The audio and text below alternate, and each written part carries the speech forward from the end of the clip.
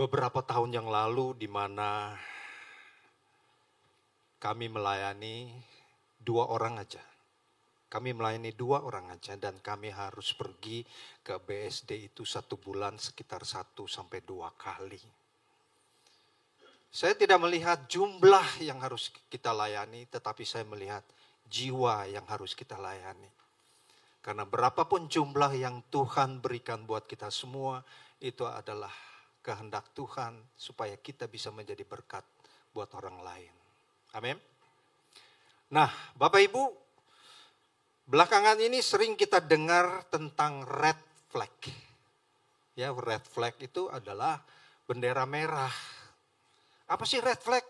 Red flag adalah ada something wrong between you and someone, between the relationship. Hubunganmu dengan orang lain. Red flag kali ini adalah bagaimana kita melihat hubungan kita selama tahun 2024 bersama dengan Tuhan. Adakah masalah di sana? Yang jelas yang punya masalah adalah kita. Sudah pasti. Karena kita seringkali lupa bahwa kita ini adalah umat tebusan Tuhan. Kalau nggak percaya, coba bapak-bapak yang suka pergi ke karaoke plus. Lagi lihat LC-nya jalan dengan pakaian yang ada bawah ke atas, yang atas ke bawah, pasti dia lupa kalau dia itu seorang Kristen. Lupa. Tadi kita sempat bicara sebentar, saya sempat bicara sebentar dengan Pak Freddy. Kami ini datang dari berbagai latar belakang kekecewaan dulunya. Ada kan? Kita punya trauma masa lalu dengan gereja, dengan hamba Tuhan tentunya, pastinya. Banyak. Tetapi hari ini saya mau sampaikan bahwa jangan pernah kecewa dengan Tuhannya. Karena Tuhan sendiri tidak pernah mengecewakan kita. Nah, saya mau bercerita tahun 1950, sebagian daripada kita belum lahir. Ini adalah peristiwa sejarah. Saya ambil momen ini supaya menjadi pelajaran bagi kita semua bahwa tentara RRC pada waktu itu yang menghadapi tentara Amerika Serikat. Tahun 1950 sampai 1953 terjadi pertempuran hebat di Danau Changchin. Ada yang pernah tahu danau itu? Pertempuran itu terjadi pada bulan Desember. Musim dingin sedang berkecamuk hebat. Tentara divisi ke-9 Cina harus memukul mundur tentara Amerika Serikat. Karena mereka membela ideologi yang sama dari Korea Utara yang sama-sama dengan komunis. Tetapi dengan perlengkapan yang sangat sederhana sekali, tentara divisi ke-9 yang berjumlah 200.000 orang, yang akhirnya tinggal beberapa gelintir orang, mampu mengalahkan tentara Amerika Serikat dan memukul mereka mundur. Hal ini jarang disebutkan karena Amerika begitu sombong dengan dirinya bahwa tentaranya tidak pernah bisa dikalahkan. Apalagi pada waktu itu dipimpin oleh Jenderal MacArthur. Bapak Ibu boleh menyelidikinya nanti, tahun 1950-1953. Apa yang saya ambil dari peristiwa ini adalah mental para militer yang ada di sana. Mereka menggunakan tubuh mereka sebagai alat pembawa bom. Kalau dilemparin mungkin tidak tepat. Tetapi mereka bawa bomnya itu di badan mereka untuk bisa meledakkan jembatan yang menuju Lake Changchin. Kenapa? Karena jembatan ini akan merupakan jalur distribusi peralatan perang Amerika pada saat itu. Jadi mereka memakai tubuh mereka. Tahun 1974, peristiwa terjadi pada diri saya. Papi saya membawa saya ke Singapura untuk dimasukkan wajib militer. Pada waktu itu saya WNA. Dan yang menyakitkan, mohon maaf ini, menyakitkan. Saya lahir di Indonesia, diberikan paspor hijau, ada lambang burung garudanya, tetapi ditulis di dalamnya adalah stateless. Itu sebabnya papi saya bawa saya ke Singapura untuk dimasukkan di dalam wajib militer di Singapura. Karena orang asing boleh. Kecuali Anda WNI, nggak boleh. Stateless. Bayangkan, kita pegang paspor Indonesia, tetapi dikatakan stateless. Nah, tante saya yang tahu bahwa papi saya ini seorang militer dulunya.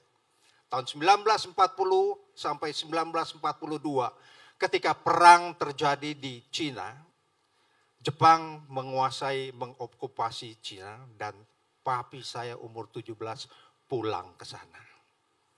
Masuk apa? Wajib militer, bela negara. Gila juga. Udah di Indonesia, enak hidupnya. Tapi dia balik ke sana karena kecintaannya akan tanah air. Nah sekarang, kecintaan kita terhadap Tuhan seberapa banyak? Seberapa jauh kita mencintai firman Tuhan yang setiap minggu kita dengar di tempat ini untuk bisa membawa satu implikasi di dalam pengaruh di dalam kehidupan kita. Bagaimana kita mengasihi Tuhan, bagaimana kita mengikut Tuhan setiap saat. Ataukah kita kendor di dalam mengikuti Dia, atau kita tetap mempunyai jiwa yang militan untuk terus ikut Tuhan. Nah bersyukurnya firman Tuhan di dalam Ibrani pasal 2 itu mengingatkan kepada kita. Surat Ibrani itu sebetulnya terdiri dari beberapa peringatan. Tetapi saya hanya akan sampaikan satu peringatan buat kita semua. Buat Bapak Ibu dan juga buat saya. Yang pertama-tama yaitu jangan mengabaikan. Jangan tidak menganggap bahwa firman Tuhan itu berguna bagi hidup kita. Kita lihat dari Ibrani, surat Ibrani pasal 2 ayat 1 sampai dengan 4. Ayat pertama berbunyi demikian. Karena itu, garis bawahi di dalam Alkitab saudara, harus lebih teliti kita memperhatikan apa yang telah kita dengar. Supaya jangan kita hanyut di bawah arus. Selama ini saya yakin Bapak Ibu yang pembelajar Alkitab sudah meneliti firman dengan baik. Ada di beberapa di antara kita demikian. Tetapi di sini dikatakan harus lebih teliti. Kalau di dalam bahasa Inggris kan ada namanya good, better, and best. Ya, ini harus lebih teliti lagi kita selidiki firman. Supaya apa? Membawa pengaruh di dalam kehidupan ini. Kalau tidak, dunia ini semakin jahat Bapak Ibu. Dan Tuhan itu tentu tidak ingin kita hanya menjadi fans di dalam gereja. Karena orang yang menjadi fans di dalam gereja, dia tidak bisa membuat komitmen untuk Tuhan. Nggak bisa. Karena fans hanya maunya yang comfortable. Tidak mau committed. Nggak mau membuat komitmen. Fans juga hanya listen to the word. Hanya dengaran aja, duduk di sini dengar. Tetapi nggak pernah membawa suatu beban salib dalam hidup ini. Fans hanya mau apa? Mengamati. Tetapi pengikut atau murid ini maunya apa? Menjadi partisipan. Ikut ambil bagian di dalam sebuah gereja ini. Mungkin saudara menganggap, wah saya nggak bisa kalau menjadi WL. Saudara bisa jadi apa saja untuk melayani Tuhan, bisa. Tidak ada yang tidak bisa. Di dalam Alkitab dicatat ada Tuhan yang memberi 5 talenta, 2 talenta, dan 1 talenta.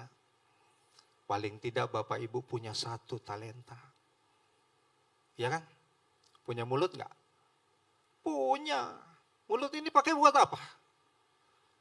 Saksikan kebesaran Tuhan di dalam kehidupan saudara. Setiap hari nikmati enggak kebesaran Tuhan?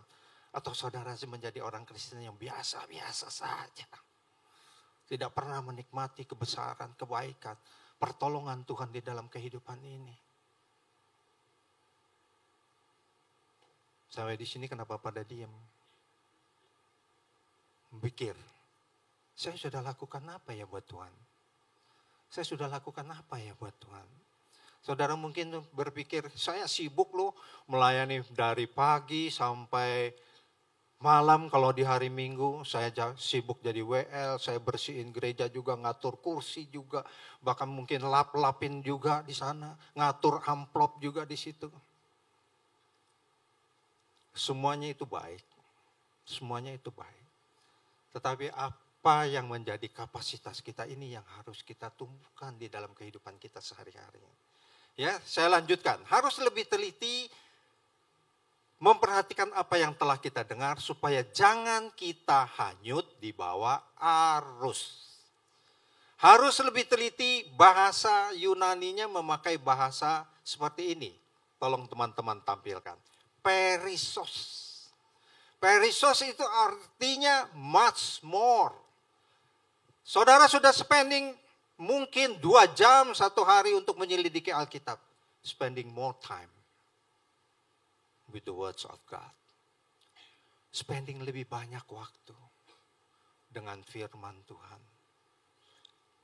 Mungkin di dalam kehidupan saudara ini ada kekosongan yang tidak bisa diisi oleh siapapun juga kecuali oleh firman. Kenapa? Karena kalau kita menyelidiki lebih lagi, maka kita tidak akan mudah terbawa arus. Terbawa arus itu di dalam bahasa Yunaninya itu artinya to drift away atau fall away, jatuh. Banyak orang Kristen bermain di daerah aman. Yang penting gua gak sentuh dosa. Ya, dekat-dekat aja sama dosa gak apa-apa. Yang penting saya jangan melakukan. Keliru Bapak Ibu. Karena suatu saat itu iblis akan buat jebakan di mana kita tidak sadar sudah masuk di dalam pelubangnya. Dan orang yang terus menerus hidup di dalamnya, dia senang dengan hidup berdosa. Coba tanyakan kepada pecandu narkoba. Awalnya apa? Coba-coba kan. Kenakalan-kenakalan kita di waktu remaja awalnya apa? Coba-coba kan. Coba-coba yang akhirnya menjadi kok enak saya di dalam.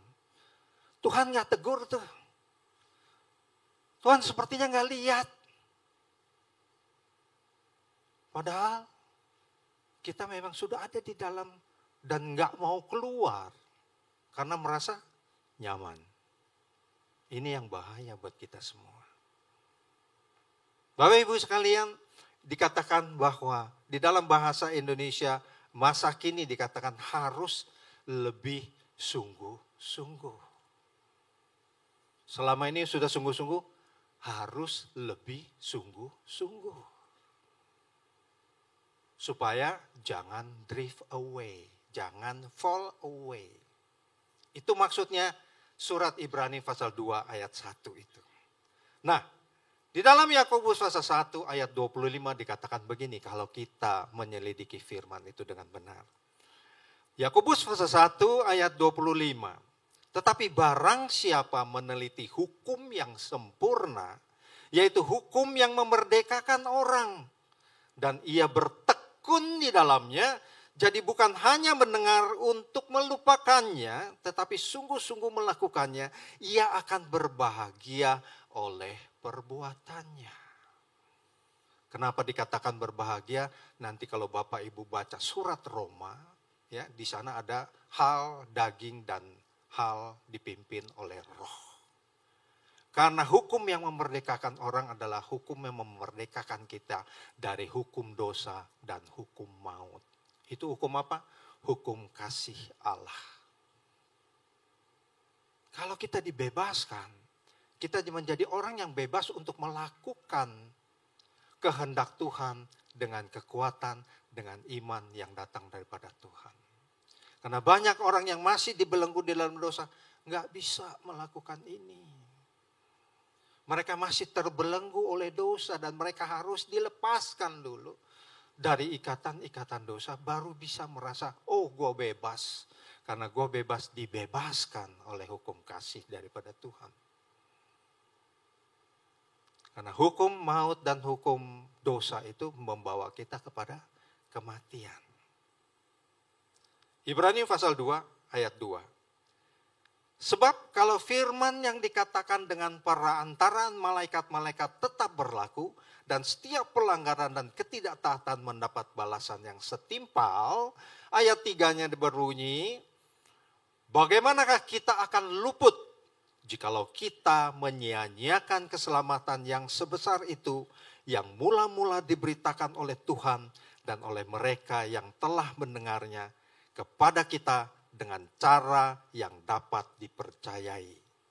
Sedangkan ayat 4, Allah meneguhkan kesaksian mereka oleh tanda-tanda dan mujizat-mujizat dan oleh berbagai-bagai penyataan kekuasaan dan karunia Roh Kudus yang dibagi-bagikannya menurut kehendaknya.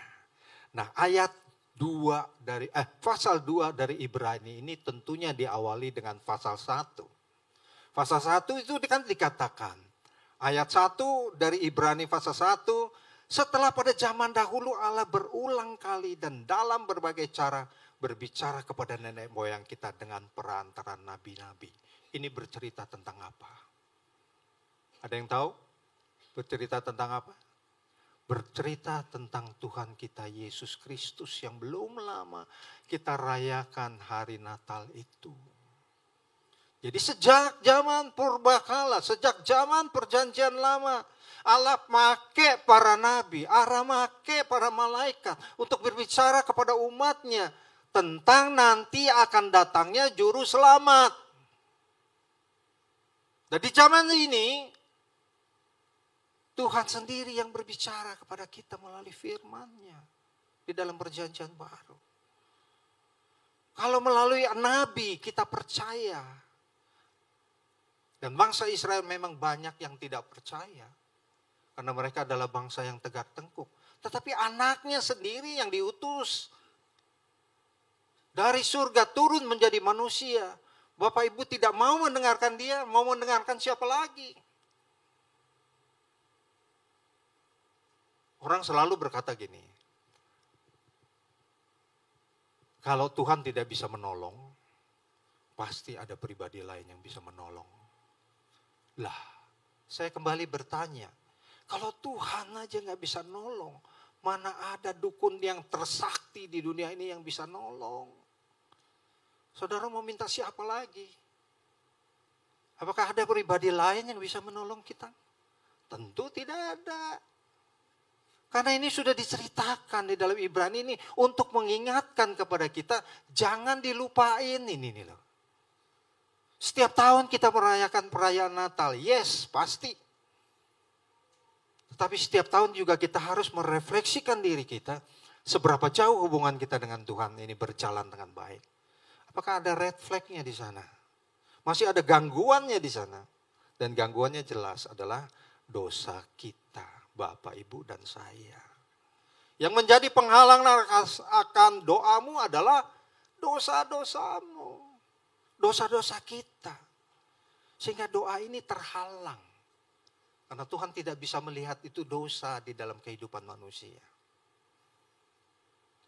Jadi harus lebih lagi dengan teliti diselidiki firman Tuhan. Berbicara apa tentang kita. Berbicara apa tentang kasih-Nya yang mengampuni itu.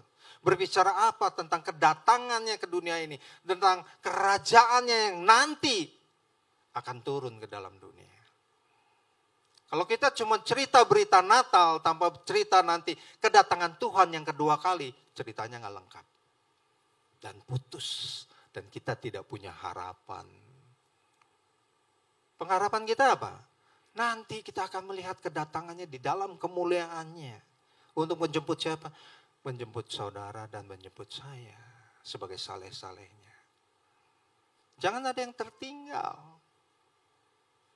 Karena akan sangat menyedihkan dan menyeramkan. Mengerikan sekali kalau kita tertinggal. Kita tidak bisa hidup. Saudara ini kan di sini kan nyaman semuanya ya. Dan fans itu hanya maunya apa? Blessing. Fans itu tidak mau memikul salib. Yang mau memikul salib adalah pengikut Kristus. Pengikut yang akhirnya mau menjadi murid Kristus. Mikul salib. Dan fans itu selalu apa? Consume. Menerima. Nggak pernah menjadi kontributor. Memberi, dan memberi. Kontribusi. Fans apa lagi? Fans itu living by feeling. Hidup dengan perasaan, melalui perasaan. Tetapi followers ikut live by faith. Saudara di sini hidup melalui pertimbangan pikiran saudara atau live by faith. Yang menjawab cuma bisa kalian semua. Saya nggak bisa membantu menjawab. Karena saya juga mencari jawabannya.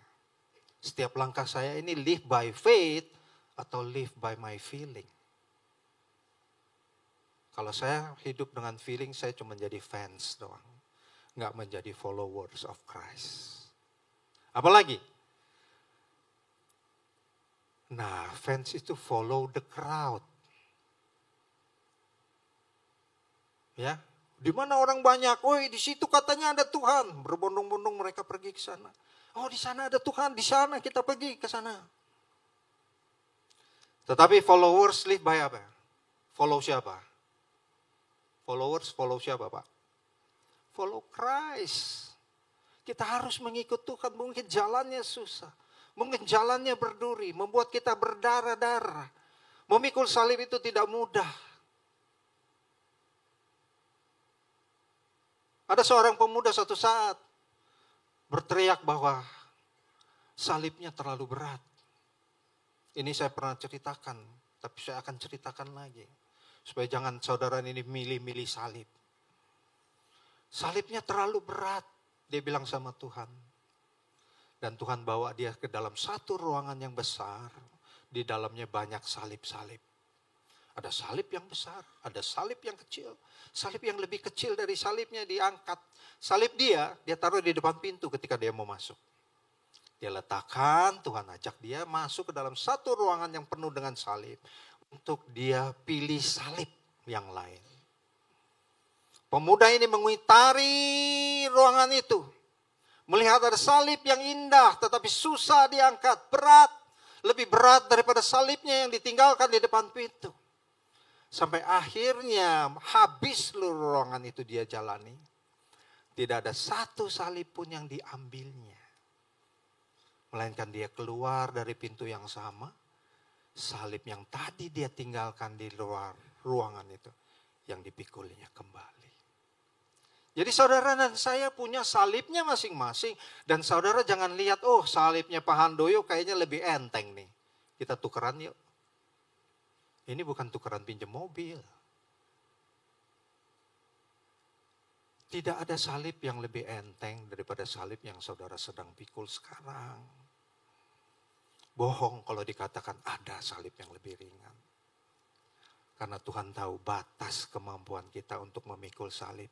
Dia tidak akan pernah memberikan salib yang lebih berat yang saudara tidak dapat pikul. Masalahnya berani. Fans itu kan cuma maunya part time mengikut Tuhan. Tetapi followers full time. Gak apa-apa Tuhan perintahkan saya untuk ngikut. Ikut. Ya.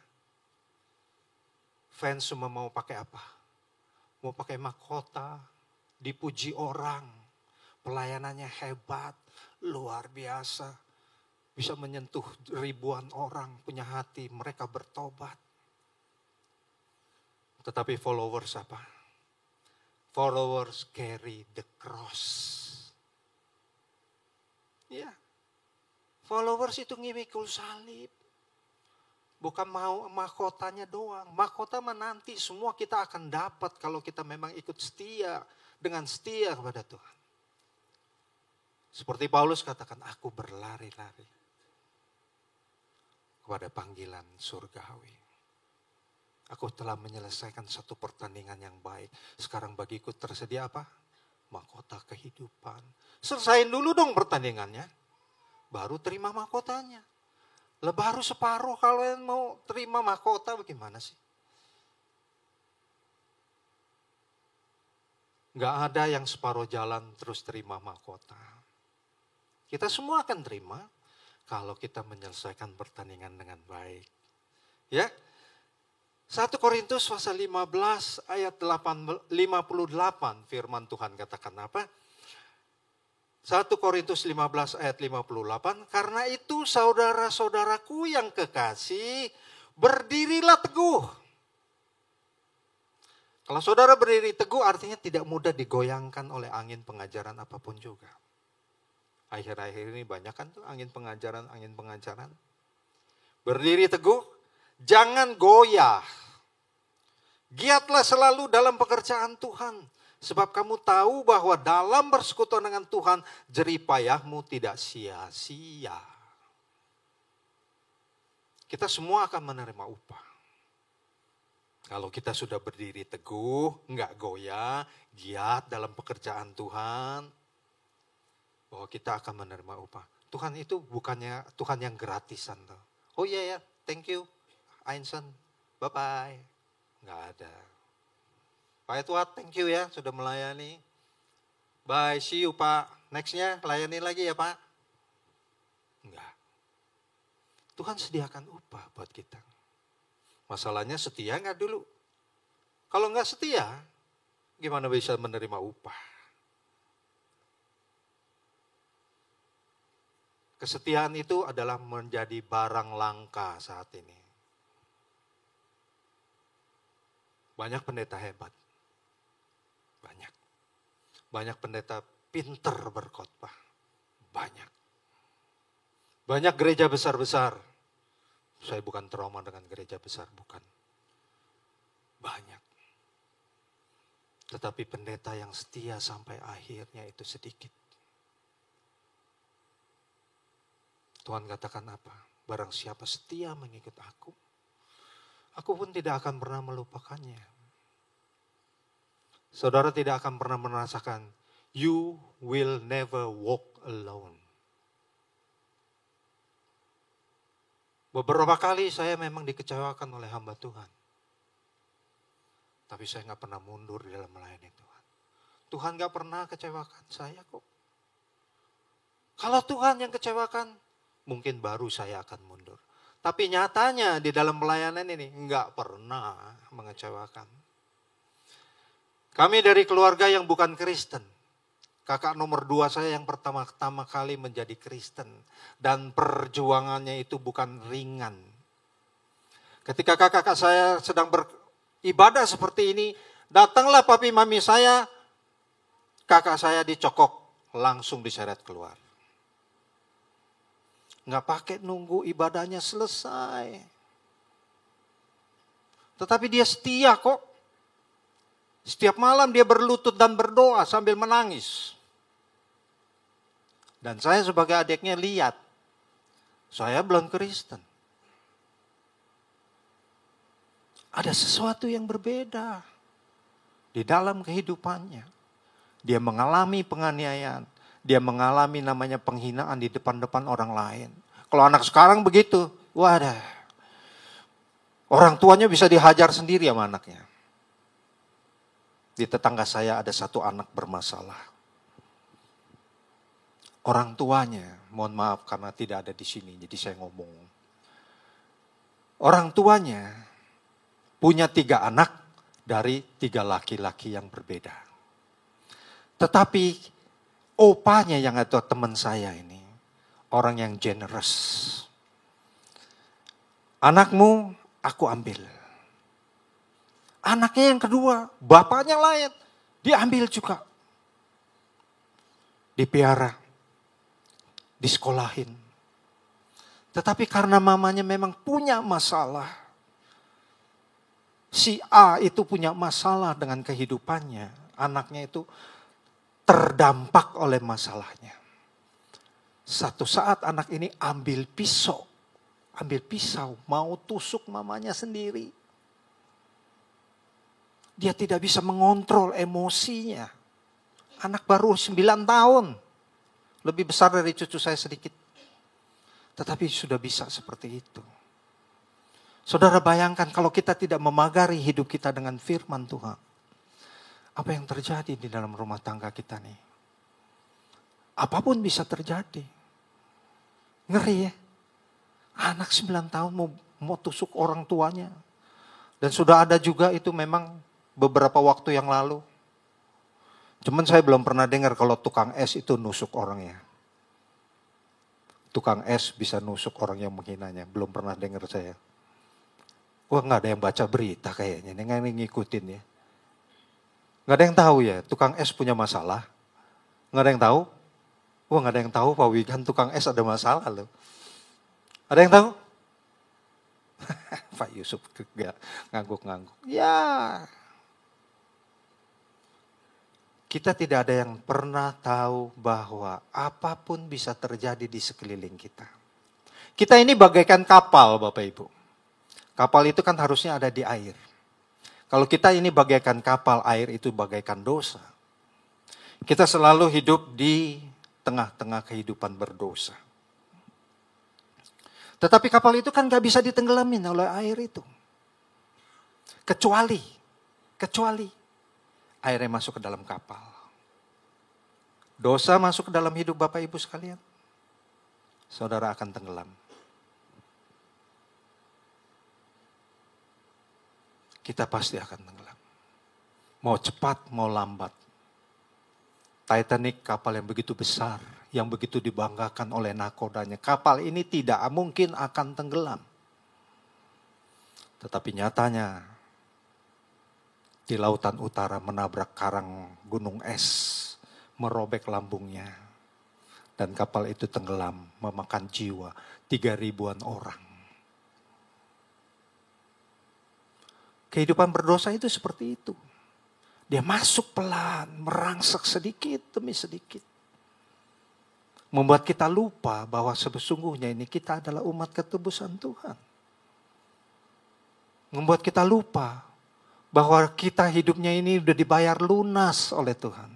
Kalau sesuatu yang sudah dibayar lunas mestinya tidak boleh kita miliki lagi. Karena kita ini sudah ditebus. Menjadi milik Kristus, bukan milik orang lain.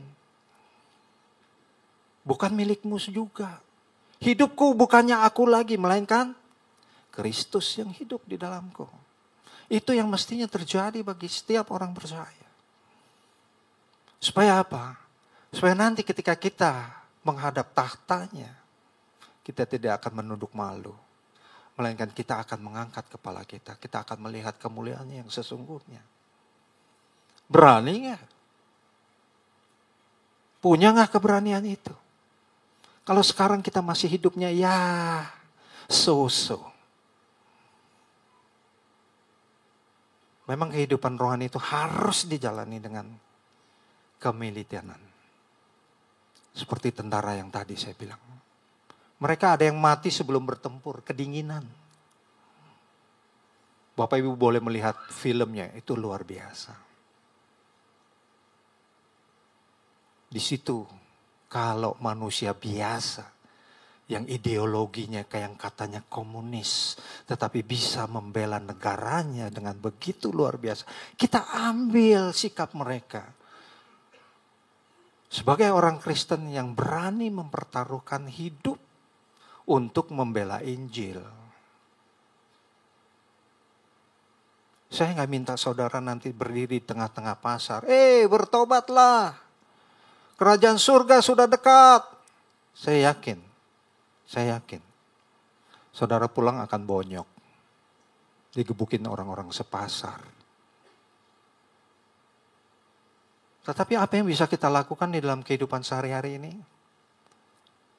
Yang paling susah adalah kita bisa menjadi saksi bagi ART kita. Karena ART itu selalu lihat kehidupan kita sehari-hari. Teriakan kita kalau dia kerjanya yang gak benar. Apalagi kalau udah jatuhin barang yang berharga di rumah kita. Pecah. Gua potong ya gaji lu. Ada gak yang suka gitu? Ada yang angkat tangan tuh di belakang.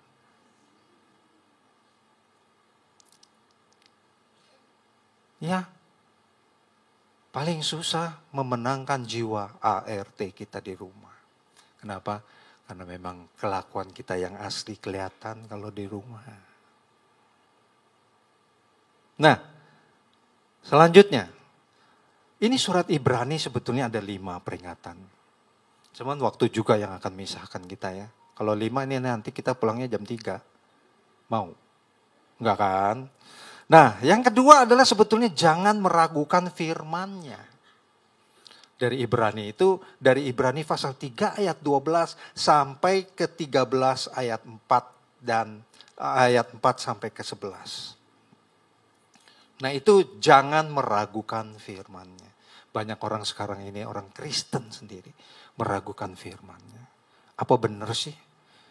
Itu Nuh bisa membuat sebuah bahtera di atas gunung. Apa benar sih itu Yunus ditelan oleh seekor ikan? Kayaknya itu cerita isepan jempol. Meragukan firman Tuhan. Dan meragukan Tuhan Yesus, Tuhan sebagai Tuhan dan Juru Selamat. Tuhan kok mati? Kok Tuhan bisa disalib ya? Kenapa dia gak turun aja? Itu bantai semua orang-orang yang menyalibkan dia. Dengan satu perkataan mati semua pasti. Teman, kalau mereka mati, kita juga ikut mati. Gak ada kita hari ini di sini. Ya. Yang ketiga, jangan menyimpang dari firman-Nya. Nah ini yang seringkali mudah sekali orang Kristen terbawa oleh arus pengajaran-pengajaran yang lain. Nanti Bapak Ibu selidiki dari Ibrani pasal 6 ayat 4 sampai 6. Kemudian jangan memandang hina firman-Nya. Ada orang-orang yang memandang hina firman-Nya?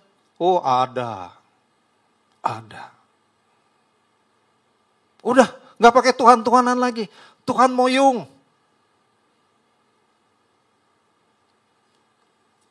Moyung ngerti gak sih? Pada diam aja. Moyung arti gak guna Tuhan. Lebih baik saya cari yang instan itu. Di gunung Ana. Di gunung itu. Ada yang instan. Gampang. Pulang bawa kantong merah. Gantung di depan pintu rumah. Bapak Ibu, saya dulu ini bagiannya yang ngebredel-bredelin begitu-begituan. Satu saat kami diserahkan berkotak-kotak. Isinya jenglot. Tahu nggak jenglot? Ada bapaknya, ada emaknya, ada anaknya. Komplit satu keluarga. Bukan satu kotak, berkotak-kotak. Karena kami percaya di dalamnya tidak ada apa-apanya. Dan setelah didoakan tidak ada apa-apanya memang. Kita iseng. Ambil gunting, ambil cutter. Kita bredelin itu jenglot. Kita bredelin. Kita pengen tahu apa sih isinya. Ternyata giginya, taringnya itu dari apa? Tulang ayam. Bodinya juga dibikin dari tulang paha ayam. Jadi saudara, sekarang banyak orang Kristen yang gampang ditipu oleh karena beginian. Kenapa? Tidak punya pendirian yang teguh, mudah digoyahkan oleh angin-angin pengajaran yang lain. Gampang sekali dibelokkan. Kristus kalau nggak menolong, yang ini nih, si encek yang dari sana tuh. Ya lu disembur sekali doang beres. Percaya gak? Gak ada. Saya sudah jalanin itu. Semuanya tipu muslihat iblis. Kita tertipu karena apa? Karena mau yang instan. Mengikut Tuhan gak instan. You have to pay the price. Kamu harus bayar harganya. Dan harganya itu gak murah. Kenapa? Saudara dan saya akan ditebus oleh darahnya. Kita mau donor darah aja mikir-mikir. Saya dulu rajin donor. Sekarang udah gak boleh. Karena udah di atas 65. Rajin. Apakah saya mikir itu darahnya buat siapa sih? Itu sekantong. Nanti 3 bulan lagi sekantong. 300 cc. Apakah saya mikir? Tuhan ketika menebus kita juga gak mikir loh. Dia tahu umat manusia berdosa tidak bisa membebaskan dirinya. Dia harus menjadi korban penebusan dosa buat kita. Apakah dia mikir nanti kita membalasnya dengan baik atau enggak? Enggak. Tetapi kita yang harus mikir, apakah kita sudah membalas cinta kasih Tuhan? Tahun 2025 bisa enggak kita membalas kasihnya? Bisa enggak kita lebih intensitas lagi di dalam mengasihi Tuhan? Bagaimana kita lebih tekun, lebih giat, lebih sungguh-sungguh, lebih seksama. Seksama ini kayak proklamasi, naskah proklamasi. Ya memang, kita melebihi naskah proklamasi mestinya. Kita lebih seksama. Karena apa? Ini masalah hidup kita nanti. Kalau masalah hidup kita sekarang, jalani setiap firman Tuhan. Jangan hanya menjadi pendengar, tetapi menjadi pelaku firman. Jangan hanya menerima saja di dalam gereja, tetapi menjadi kontributor. Ikut ambil bagian. Sekecil apapun bagian yang saudara lakukan, upahnya Tuhan yang kasih. Pasti itu. Tuhan bukan adalah Allah yang gratisin orang. Nah, Bapak Ibu, maksud penulisan surat Ibrani terutama ditujukan kepada orang-orang Yahudi Kristen. Mereka mengalami banyak penganiayaan, mereka mengalami banyak pencobaan seperti kita sekarang. Dan jangan khawatir Bapak Ibu, kalau cobaan itu memang harus banyak. Karena kalau sedikit itu cobain namanya. Cobain ya, dikit aja kok. Cobaan harus banyak. Dan jangan khawatir, saudara tidak pernah ditinggalkan sendirian. You never walk alone. Itu ada lagunya itu. Siapa yang penyuka sepak bola? Ada nggak? Nggak ada. Di belakang ada tuh. Apa? Liverpool, Chelsea, Manchester United. Kalau Liverpool itu lagunya You Never Walk Alone. Masuk pemainnya. Mereka akan nyanyikan lagu itu. Benar nggak? Benar nggak sih? Saya koreksi kalau saya salah. Pakai lagu ini dalam hidup saudara. You never walk alone. Tahun 2025 nggak pernah jalan sendirian. Cobaan itu harus banyak. Karena saudara akan semakin melihat penyertaan Tuhan. Kalau cobaan dikit kayaknya pertolongannya dikit. Percobaan itu banyak, pertolongannya itu besar. Dan tidak ada pernah persoalan yang lebih besar daripada Allah kita. Jadi jangan pernah kecewa. Kalau memang kita ada banyak pencobaan. Kalau memang gereja mengecewakan saudara. Hamba Tuhan mengecewakan saudara. Tetapi yang jelas Tuhan tidak pernah mengecewakan kita. Contohnya saya. Saya gak pernah berhenti untuk melayani Tuhan. Saya gak pernah kecewa sama Tuhan. Saya tahu manusia bisa mengecewakan saya. Tetapi Tuhan tidak. Itu aja. Manusia bisa membuat kita berhenti sejenak. Berpikir. Kok bisa begini ya orang itu. Tetapi kalau kita kembali berpikir Tuhan gak pernah berhenti mengasihi kita. Kita akan terus berjalan bersamanya. Sampai nanti kita lihat kemuliaannya yang sesungguhnya. Amin. Tuhan Yesus memberkati kita sekalian.